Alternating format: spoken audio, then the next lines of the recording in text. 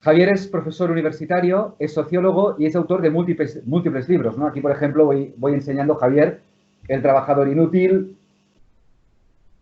Tiempo muerto. Seguramente no estoy siguiendo el orden cronológico, pero para que la gente que nos vea que lo sepa, La ruptura demográfica, Tradicionalismo y espiritualidad, en Antonio Gaudí, y historias ocultadas del nacionalismo catalán. Y ahora recientemente has publicado tu último libro, que es Eso no estaba en mi libro de historia del carlismo, que es un título muy largo para un libro corto, tal vez, no lo sé. Cuéntame, ¿por qué este título tan largo, Javier? Bueno, el título corresponde a una colección de la editorial Almuzara, que todos empiezan igual. Esto no estaba en mi libro de historia de, y a partir de ahí, pues de la Segunda Guerra Mundial, de España, etcétera, y a mí me solicitaron realizar una historia del carlismo, contar lo que no se cuenta del carlismo habitualmente, que es muy poco en los libros de historia o en los cursos regulados de secundaria, y a partir de ahí pues descubrir al pueblo español parte de la historia, especialmente el siglo XIX. El carlismo, digamos, nace a principios del siglo XIX, es un proceso social que tiene implicaciones en conflictos de guerras civiles, pero va articulando, y gracias a la comprensión del carlismo podemos entender mucho mejor la historia de España. El gran problema es que cuando nos han arrebatado la historia del carlismo, no podemos entender ni el siglo XIX ni buena parte del siglo XX hasta la guerra civil. Y esa era la intención. El carlismo, por lo tanto, como fenómeno social y político, ha sido uno de los, si se me permite la expresión, personajes más olvidados, por lo tanto, de la historia de España hasta ahora, ¿no? Hasta que parece ser que empiezan ciertas publicaciones a dar un poquito más de bandera a este movimiento. Es posible esto, ¿no? Un poquito lo que decías, ¿no? Y sí, la bibliografía sobre el carlismo ha despertado, actualmente es muy potente, hay muchos estudiosos, y van desde los antecedentes o desde la primera guerra carlista, incluso a la participación del carlismo en la guerra civil, que entre combatientes y servicios auxiliares de enfermería, con la sección de Margaritas femenina, pues llegaron a participar 100.000 carlistas en la guerra civil, lo cual no era poca cosa, ¿no? Y entonces, la verdad es que el carlismo ya parecía un tema anodino, un tema que no interesaba, pero realmente cada vez le interesa a mucha más gente, y no solamente por mera cuestión histórica, sino porque en el fondo yo creo que estamos viviendo un problema de crisis de identidad colectiva, y la gente empieza a revisar dónde están nuestras raíces, ¿no? Y realmente sin el carlismo no podríamos entender buena parte de las raíces de Cataluña, las raíces de España, las raíces de la diversidad foral que defendía el carlismo, las raíces cristianas que también defendía el tradicionalismo, y, digamos, todo eso en constante lucha contra unos intentos de modernizar España, pero imitando la Revolución Francesa, que fue un modelo absolutamente destructor de la variedad, de la diversidad, de la riqueza, del orden social, podríamos decir, natural. Y en la Revolución Francesa lo que crea es un Estado, podríamos decir, centralizado, absoluto. En cambio, el carlismo lucha contra eso cuando los liberales, los llamados liberales, que había dos corrientes, liberales conservadores y liberales radicales, que hoy nos ha quedado en los conceptos de derecha y de izquierda, pues intentaron forjar también un Estado centralista al estilo francés, jacobino, ¿no? Y eso no es posible, no se llega a conseguir por la resistencia que hay en los movimientos carlistas. Has aludido a dos principios básicos del carlismo, ¿no? Creo entender que por un lado es la defensa del orden natural y por otro lado es lo que llamaríamos un principio de subsidiariedad rectamente entendido. ¿Qué otros principios podemos ver en el carlismo y que los alumbras aquí en tu libro? Bueno, evidentemente hay un principio monárquico, es un movimiento monárquico donde la lucha, digamos, doctrinal del carlismo no puede deslindarse de una lucha dinástica por un tema de legitimidad, que arranca, pues evidentemente, con el hermano de Fernando VII, cuando muere, que será Carlos V, y que reivindica la legitimidad, y las fuerzas liberales, el ejército sobre todo, pues se opone y domina la corte. A partir de ahí, claro, el principio de monarquía es un principio también esencial en España, porque se explica en el libro que desde el Tercer Concilio de Toledo, en el 589, España ya queda como definida, prefigurada, incluso asentada como una monarquía católica, y en eso consiste la unidad de España, de tal forma que todo intento de disolver la unidad de España pasa por derrocar la monarquía o transformar la monarquía pues en un simple, bueno, una monarquía constitucional que llamamos hoy en día, que digamos simplemente pues no es una república coronada, ¿no? Y entonces la monarquía es muy importante. Está el principio foral, los fueros, que ya has hablado, es como entender la diversidad ordenada hacia un bien común y de abajo arriba. El principio de subsidiariedad supone que la sociedad se va construyendo naturalmente de abajo arriba. Tiene que tener un principio de autoridad que encarna la monarquía, pero también, evidentemente, hay algo que llamamos patria. En el cuatrilema carlista está la idea de patria, que no es la idea de nación ni es la idea de nacionalismo, que sería una especie de absolutización del colectivo, sino que la patria es lo que hila en el tiempo, en el espacio-tiempo, pues toda una serie de generaciones. Es una dinámica, la tradición no es inmovilismo, sino que es una dinámica donde a través de la historia se van purificando todos los errores, se va purificando, digamos, el sentir o la orientación de lo que es una colectividad, ¿no?, en la historia. Y entonces, con esta cosmovisión, el carlismo pues siempre ha defendido pues estos cuatro principios. Entonces, es decir, un movimiento social y político que nos habla, como tú decías, de estructurar más que estructurar, de remarcar la vida social como un aspecto natural que trabaja de abajo arriba, como decías, con una unidad, pero no sustentada en la uniformidad, sino en la diversidad, con una monarquía que, por lo que vemos, es una monarquía que actúa, pero además es un poder limitado por estos conceptos que estás definiendo, ¿no?, y que aparecen ahí en tu libro. ¿Por qué razón, entonces, un movimiento político, social, con estos principios que garantizan precisamente una libertad en la sociedad, un justo límite al poder, por qué este movimiento no ha conseguido seguir adelante? Y es más, si me permites una segunda pregunta al hilo de la primera, ¿por qué razón en los programas educativos, como bien aludías al principio, parece ser que se elimina el conocimiento de este movimiento? Sí, representa un conjunto de principios que estoy convencido que mucha gente estaría de acuerdo con ellos. Sí, bueno, es una pregunta compleja, pero intentaré... Lo siento, ¿eh? He lanzado ahí. Sí, es verdad que cuando hay una cosmovisión que además se corresponde clarísimamente a la tradición española multisecular, que se corresponde al espíritu de la Reconquista, que se corresponde al espíritu de la hispanidad o la monarquía hispánica en el mundo entero, se corresponde pues a los hitos de Lepanto. Todo eso, evidentemente, el carlismo no es una invención, digamos, es parte de esa tradición hispana o hispánica, donde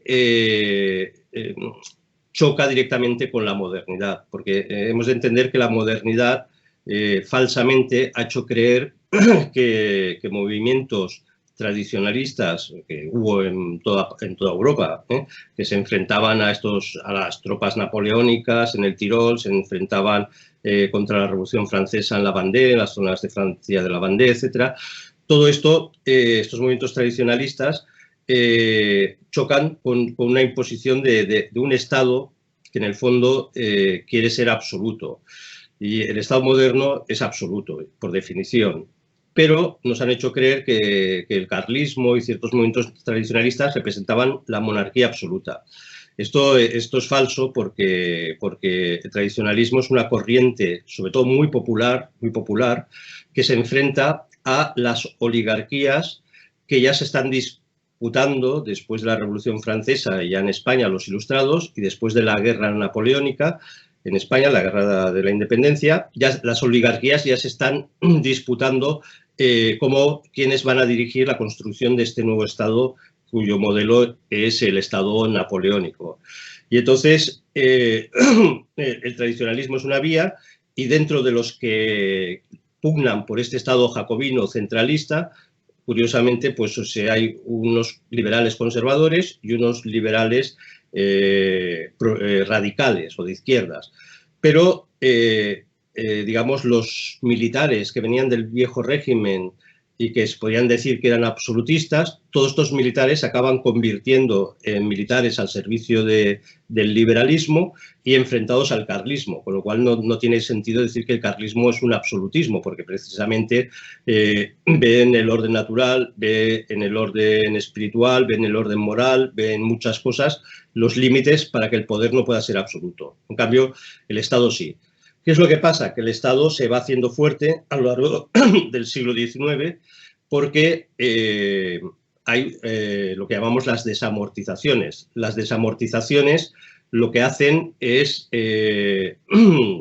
arrebatar bienes comunales de los pueblos, que los bienes comunales era lo que impedía que hubiera pobreza real en la sociedad, porque esos bienes servían para que los pobres, lo que rendían esas tierras comunales que había en toda España, en todos los pueblos, pues la gente de los pueblos con menos recursos pudieran sobrevivir. Todo eso es desamortizado, eso se lo queda al Estado, igual que los bienes de la Iglesia. Muchísimas propiedades rurales de la Iglesia quedan desamortizadas, y mientras que los campesinos tenían que pagar un diezmo, un 10% de lo que producían, a partir de entonces esos bienes son comprados por unas oligarquías a precio de ganga, y es cuando se crea la gran oligarquía del Estado que domina el ejército. También es un ejército que está masonizado, como Riego, por ejemplo. Riego claramente es un militar que va a marcar una línea que la van a seguir pues, el general Prim, toda una serie de generales que son los que articulan la política de Estado. Si estudiáramos la historia del siglo XIX, son guerras civiles entre estas élites burguesas, élites ilustradas que quieren construir el Estado, contra el pueblo llano que representa el carlismo, y luego entre ellos se van dando golpes de Estado para conseguir pues, la caída de Espartero, por ejemplo, que hace que caiga el reinado de Isabel II. Viene Prim, intenta meter a Amadeo de Saboya, muere antes, luego viene la República, los propios militares tienen que dar un golpe de Estado porque la Primera República, España se divide en 1000 luchas de cantones, hay por medio otra guerra carlista. Bueno, el gran problema, ¿cuál es? Que el carlismo, como cuenta con esas bases populares, pero claro, no cuenta con los recursos del Estado. El Estado se ha ido haciendo muy fuerte y además es un Estado que dentro de, aparte de las desamortizaciones, realiza cantidad de leyes contra la Iglesia, desde prohibir ciertas órdenes religiosas, expulsar a los jesuitas, cerrar seminarios. Entonces, claramente, pues hay como dos Españas posicionadas, ¿no? Una, la España tradicional, católica, muy popular, y por otro lado, pues toda una serie de, insisto, de élites que muchas veces pactaban incluso pues con las jerarquías eclesiásticas que querían, digamos, tener pues sus parcelas de poder, y todo el siglo XIX es esto. Y si lo proyectamos, acaba siendo también parte del siglo XX.